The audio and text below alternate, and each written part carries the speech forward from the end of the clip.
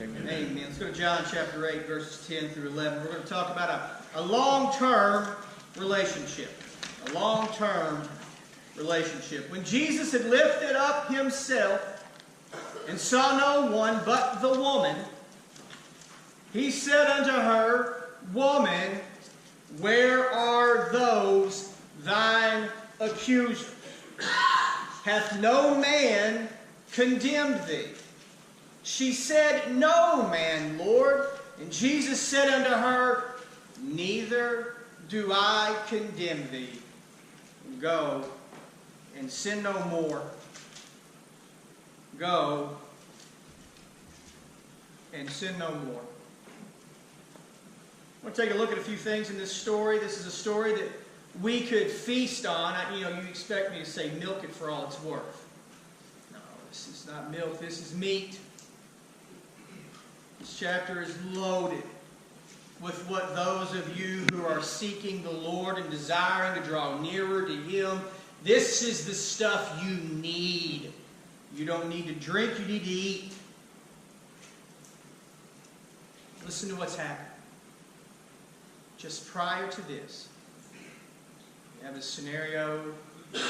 Jesus stoops down into the dust or the dirt and begins to write. After the accusation is made that this woman is caught in adultery, after they have brought her and thrown her down at the feet of Jesus, Jesus says these words to this woman after all of the men and women who were there that day to stone her, to drop their stones, walk away. If you notice in the verses prior to this, it says that Jesus looked down at the ground. He was not looking at this woman. He wasn't staring a hole through her. He wasn't giving her the stink eye because of what she had been caught in the act of doing. Just to remind you, this is a woman caught in the act of adultery. Not riding over in the chariot, not getting on the back of the mule and taking a trip over to a married man's house. Not texting with, parchment papering. Not thinking about it. Not thinking about it. But in the act. That's graphic. It's vulgar. In the act means they caught her in the act. It's one thing to rail on someone after the fact that they bring the woman in the act, caught in the act to Jesus, right then and there. Why? Why did they do that? The only purpose they had was to try to trip up Jesus, the man who was setting men and women free, not only healing their bodies, but also forgiving their sins. The Pharisees didn't like this because that was not what they were doing at the time, and Jesus was messing up a very, very lucrative business. So they plotted to catch him, and they were willing to do whatever it took to do so. So they used this woman. They used her. They used her to serve their purpose. They had no love for her, no care, no concern for her. They used her. I'm of the opinion, and it is my opinion, that it was the Pharisees themselves who were using this woman as an adulteress. They didn't mind to use people. Just useful pawns in their game to keep their power, to keep bringing in the money, and to keep the status quo the status quo. They used this woman. Oh, instead of setting her free and freeing her from her shame, they bring her out in front of everybody, right there caught in the act, in order to capitalize upon this plot that they had, or this trap that they had set, and it worked. They want to capitalize on this. And everybody that was in earshot of what was going on outside the temple this day heard, oh, there's a woman caught in the act of adultery. Let's go and see what happens next. The Romans had forbid the Jews from exercising capital punishment according to their Jewish laws. When the men look at Jesus and say, this woman, according to Moses' word, his law, they are to stone this woman, to kill her. Oh, can you hear the conversations that were going on out in the crowd that day? Crowd gathers and you hear people say things like, I always knew she was a no good hoe. I always knew she was a trashy woman. Well, I'll tell you what. She's getting what she deserves. It's about time we got back to enforcing the law of God. It's about time we started stoning people again so that we can show these nasty Romans that we are the authority of God here on this earth. And there kneeling, stooped down in the dirt, is the only one who has ever walked this earth and had the power and the authority to be able to execute judgment on all. And here he sits, stooped, and he is silent. Not a word. Not a word. But you can rest assured there were plenty of words being spoken. Listen, I've been doing this long, and I'm young. I'm just a puppy. Look at me. Young little puppy, a whippersnapper. I don't have enough hair on my back to know what I'm saying. That's a lie. I've had hair on my back since 6th grade. I'm a wise young man. But I've been around church and working in churches long enough to know what kind of conversations are had. I know what goes on. Someone gets caught up in something and somebody will say, it's about time. Someone is going through a difficulty and we don't ever,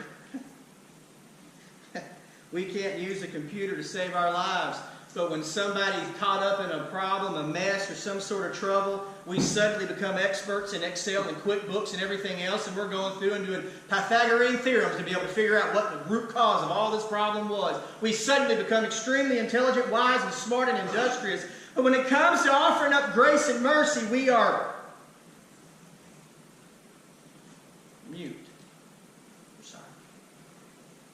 Well, when it came time to offer up judgment, the only one that could judge was mute. He was silent. And in his muteness, in his silence, he was screaming louder than any human ear would be able to handle. Here stood all of these people. Take those little stones in your hand, those little rocks. That little rock in your hand. Put it in the palm of your hand if you don't mind. Put it in there. Everybody picks up a rock when they hear these men say she is supposed to be stoned. And they begin to work that rock in their hands like you are right now. And while the more they turn it, the more angry they get, and the more indignant they become, and the more self-righteous they feel. And they are ready for Jesus to give the green light. And with an instant notice, they would propel that thing into the head of this woman, ending her life and thereby showing the Romans and everyone around who was lost. But there was no green light given. There was a mighty big red light that was on. Jesus says, you who are without sin, you cast the first stone. What did they do? One by one, from the oldest to the youngest. Why the oldest first and the youngest last? Because the youngest are gung-ho and bulletproof and full of gunpowder and vinegar, and they're ready to fight the world. And by golly, my granddaddy might give up, but I won't. But even the youngest and the most resilient had to bow. Had to bow out of this. Why did Jesus do this? The Pharisees, the Sanhedrin, they used this woman. Jesus didn't use her. He served her. Consider this. The Bible says, Mark chapter 10:45, "For even the Son of Man came not to be ministered unto, but to minister, and to give his life as a ransom for many." The Pharisees wanted you to bow down and worship and serve them. Jesus said, I want to set this woman free. Jesus already knew her. Do you think that somehow when Jesus became man that he lost his omniscience or his all-knowing ability to know all? He knew this woman. He knew everything about her. Remember the woman at the well that says, "Come and see a man who told me all about myself." Never have I ever heard a man speak like this before. This was a man who not only knew everything about her, but in spite of knowing everything about her, in spite of knowing the woman at the well had been married multiple times, the man that she was with now was not her husband. When this woman is knelt down here in this story, in the dirt, expecting judgment, Jesus knows everything that happened. He knew where the adultery took place. He knew who with, at what time. He knew all the times prior. He had all of that information. And Becky, maybe that's what he was writing down in the sand. Having all of the ammunition he needed. Oh, remember, we all are sinners, right? I mean, there's no judgment that needed to be passed. No court case needed to be had. We're all sinners and worthy of death. Jesus, knowing everything about her, stoops in the dust and begins to write and never looks upon her in her shame because he did not seek to add to it. He desired to remove it.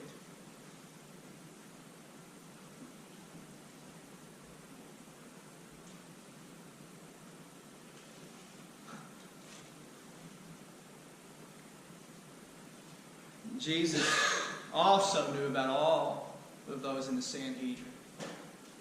And I assure you today that there is nothing hidden from his sight in your life either. You might hide it from your wife or your husband. You might hide it from your mother or your father. You might hide it from the church or your brothers and sisters in the Lord here. You might be able to hide it from everyone on earth, but there is an eye that still sees it. Nothing is hidden. Psalm 98, "For thou hast set our iniquities before thee, our secret sins, in the light of thy countenance."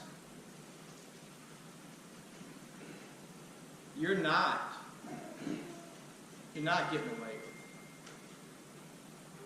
He knows. So the question is then why? Why did Jesus know her sin? Why did Jesus know the sin of the Pharisees, the Sanhedrin? Why did nobody die that day? Why didn't he kill the Sanhedrin? Why didn't he? He could have. He knew everything about them. But yet he allowed them to drop their stones and walk away, giving them another opportunity to be able to see and to hear, to experience the grace of God. Why didn't he just pass judgment? I want you to think about this morning. I want you to think about something. Listen to me real close. Who sent Jesus into this world? Now, I know that the Father, the Son, and the Holy Spirit, the Trinity. I understand that. But who sent Jesus the Son into this world? The Father. Jesus said there is one who has authority, and that is who? The Father in heaven. God so loved the world that he gave his only begotten Son. What will Jesus one day do? He will judge this earth. He was just as much the judge then as he is now. But before judgment was passed, there is a window and opportunity of grace, not for us to plead our case for innocence, but for us to be able to run for mercy. When God sent His Son into this earth, think about this. Think about this. When God sent His Son into the world, He did not just send a man. He sent the one and the only begotten of the Father, the one full of truth and mercy. Yes? Perfectly righteous, completely sinless, never once in all of His days ever said or did anything out of the will of the Father. When God sent Jesus into this earth, in essence, He threw or He inserted into this world His rock. Think about that. Jesus, the rock of our foundation, right? Jesus, the rock of ages. Jesus, the stone which the builders rejected, has now become the chief cornerstone. Are you following me here? When Jesus was here on this earth, He was no less the rock of judgment then than He will be when He returns to this earth. He was then and is now the rock. What did God send into this world? A rock. Jesus could have judged everyone, every single person on this earth, but He didn't. He didn't. And this story is a prime example, the greatest evidence of such. When the rock of God was here on this earth, it did not fall on you. It did not crush you. And today, the rock of God is not falling on you. It is firmly planted here. The gospel is available to all. Everyone who will believe can be born again. Instead of that rock falling on you, you fall on it. That day when this woman is caught in the act of adultery, the rock that you hold in your hand right now was laying at her feet.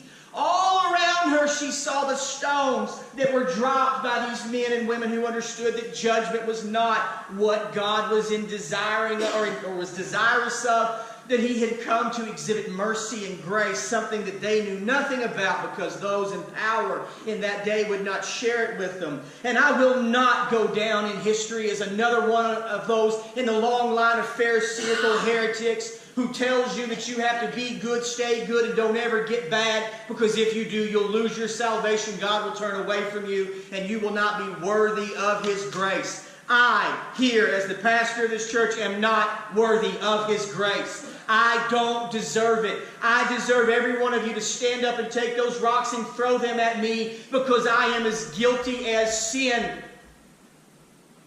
I have committed strong rebellion against the Lord in my life, as have you. Some of you are committing it right now, and the Lord is asking you, stop. Receive the mercy. Receive the grace. He did not end the life of this woman through a physical act of execution. He ended the life of this woman through a supernatural act of mercy and grace. And when this woman is asked by Jesus, "Where are your accusers? Hath no man condemned thee?" she says, "No, Lord. There is no one here left to condemn me." Oh, but yes, there was. Oh, yes, there was. Does Jesus say to her, "Woman, you don't understand. I have the power to destroy you for your wickedness"? Does He say to her, "You nasty whore, you filthy wretch, how dare you even sit, stand, or fall in that you are unworthy"? No. He says, "Where are your accusers? There are none, Lord." And He simply looks at her the first thing she sees in her new life are the loving, merciful eyes of the only righteous and holy judge. And his words to her, neither do I condemn you. Now, Jesus, you messed up, didn't he? He messed up here, didn't he? What he should have said is, go and sin no more and I won't condemn you. Right? And that's what he should have said. Don't go and sin anymore or I'll condemn you. What does he say? Neither do I condemn thee. Now, go and sin no more. It is not the fear of hell that propels us in this life. It's the unbelievable, unfathomed love of God. It is not a love that makes sense. In essence, it's reckless. Yes? It's an uncharacteristic love. It doesn't make any sense to me, and it doesn't make any sense to you. But I sure am grateful for it. A love that says, I'll forgive you. Now don't go, stop doing that. Are y'all old enough to know what I mean when I say this? I don't want a love like Johnny and June. Does that make sense to any of you all? What about a love like Jack and Diane? Or American Women and Princess Diana? My mother watched that and cried. I thought, what are you even? You ain't even from. What are you doing? We left there. Golly. Jesus didn't want to come and demand your love and then you mess up and he remove your opportunity. No. He wants a long-term relationship. He doesn't want to use you and lose you like the Pharisees. He never wanted to be your weekend lover.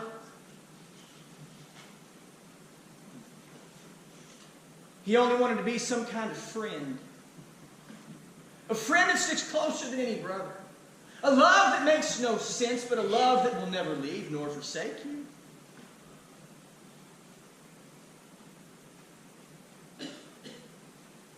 What he showed this woman is the same thing that he is showing us today. Do you know the love and the mercy of God? You cannot see him and not know it. You cannot experience his salvation and not know his unfathomable grace. Those rocks in your hands today, there have been many times that you have wanted to throw them at someone who has done you wrong. I don't care if all God ever delivered you from was one time when you were 13, you took a sip of beer. I'm going to let you know just real quick, I'm not going to tell you my dirty laundry, but he delivered me from a lot more than a sip of beer. And I believe there's a few of you here this morning who the Lord has delivered you from a little bit more than that as well. If that's all you have in your life, God will keep you out of heaven because you do not have the forgiveness and the mercy and the grace required to be able to get entrance in. It can be one little deficiency, one little error, and we have all sinned and fallen short of the glory of God. But this morning, if you are an alcoholic, if you are a drug addict, this morning if you are an adulterer, this morning if you are fighting against the sin of homosexuality, this morning if you are thinking about leaving your spouse, this morning if you don't know what to do, you're at your wit's end. This morning if you have woke up thinking to yourself, I don't know if I will make it through this day.